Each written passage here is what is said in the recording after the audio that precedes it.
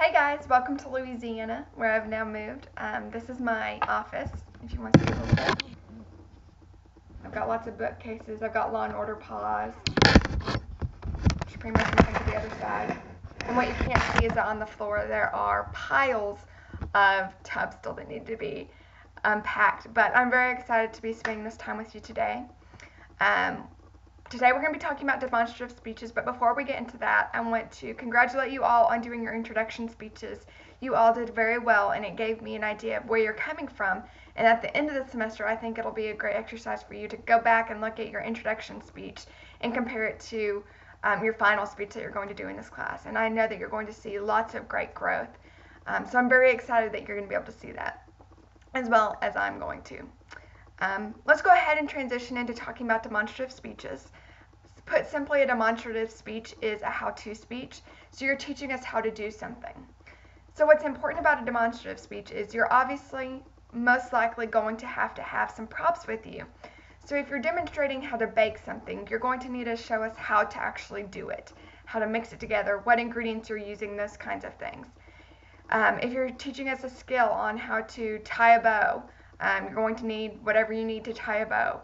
If you're showing us how to shoot an arrow, you're going to need a bow and arrow, any of those things. So you're actually going to need those materials, so that's really important to remember whenever you're planning your demonstrative speech. If it's not something that you have readily available, then I probably wouldn't do a speech on something that would require that material. So keep that in mind. With a demonstrative speech, it's really important to think about professionalism. And this is the same for any speech. It's important to think about professionalism. In a how-to speech, you will obviously be standing up, doing whatever you're enacting, and you're going to be standing up for all of the rest of your speeches as well. So make sure to stand up and think about what areas the camera is going to show. So if you have a lot of things going on behind you, those things are going to be really distracting from your speech. So it's really important to make sure that you go to a place where maybe you have bookcases behind you, or maybe you just need to turn slightly and just have a wall behind you. You don't want to turn around this way, and I'm sorry if I'm making you sick, and have a TV behind you, because that's going to be really distracting. So make sure that you position yourself appropriately. The next thing that you really want to think about whenever we're talking about professionalism is how you're dressed. Going back to where the camera is placed, maybe you're only showing yourself from the top up, but it's really important to make sure that you have a nice shirt on. Girls, this means nothing low cut, especially if you're bending over, because I don't want to see that. Guys, I don't want an open shirt either. That's not enjoyable to me. So make sure that you are buttoned up. Make sure that you are covered to a certain level, and make sure that your hair is well done. Makeup, if you wear it, that is professional and not distracting. The main thing is to make sure that your clothes are not distracting, or how you look is not distracting from what you're doing. So that may mean that you tone down your makeup if you wear tons of makeup that can, like bright blue eyeshadow or something like that. Or that may mean that, guys, you don't wear your cowboy hat or your baseball cap. That means take it off. Those are things to think about whenever giving any kind of speech, is how you are appearing. That goes directly into credibility. You want to show that you understand what you're talking about and that you are an authority on what you're talking about. So that means you have to dress professionally. You have to look professional. And that will help with your credibility. Also, knowing your subject topic will give you credibility, but that's like a little bit later on. So another thing that you want to talk about, that you want to think about whenever you're thinking about professionalism, is your use of notes. As you can see, I'm looking to the side every now and then to look at my notes. You'll see that my notes are not a script. They just have a few talking points that I need to talk to you about. So it's not going to be a distraction. What's going to be a distraction is if I'm down here looking at my notes the entire time that I'm giving a presentation and not looking up and making eye contact with the audience.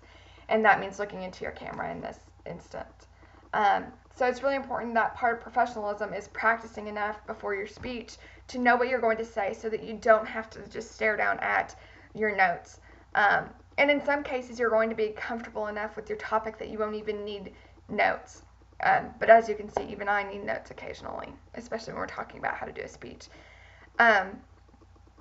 So the next thing to keep in mind about professionalism and credibility is making sure that you're making use of your time well. That means if you're given a time limit of 5 to 8 minutes, like you are with this speech, make sure to have it within 5 to 8 minutes. If you go below 5 minutes, you're going to look like you weren't prepared and you didn't understand what you're talking about. If you go over 8 minutes, first off, you're going to show that you don't care about everyone else's time, because none of us want to watch a video that long, this time anyways. You're also going to be showing that you haven't prepared because you haven't gotten it down to the time limit that we were discussing, that we have set for it. Now that we've talked about professionalism a bit, let's talk about introductions and conclusions. These are very important parts of your how-to speech, your demonstrative speech.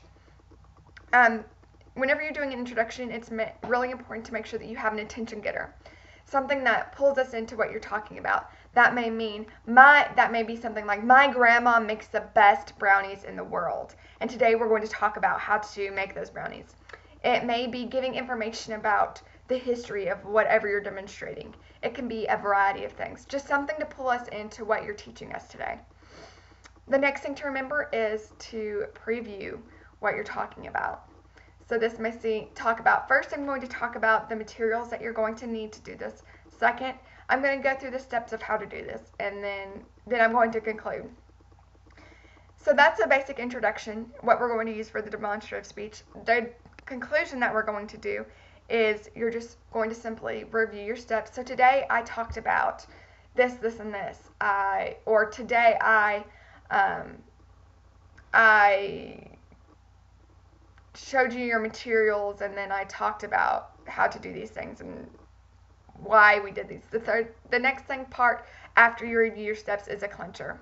It's kind of tying up that bow. It's going to refer back to the introduction.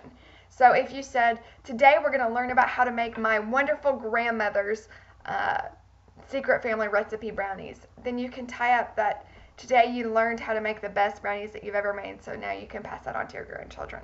Something like that ties into the attention getter, so it seems balanced, and it tells us why we did it. So those are the main things about how-to speeches. I do have one thing that I want to ask you to do. If you didn't do it for your introduction speech, I want you to do this for the rest of your speeches this semester. Instead of uploading them directly into Blackboard, I would like for you to create a YouTube account and just upload your videos to YouTube and post your link to your video onto the submission place. That makes it a lot easier for me because it doesn't take me nearly as long to load them, so it doesn't take me as long to watch them and grade them. So that may mean that you get your assignments graded a little bit quicker. And I know that you would all be excited to see your things being graded quicker.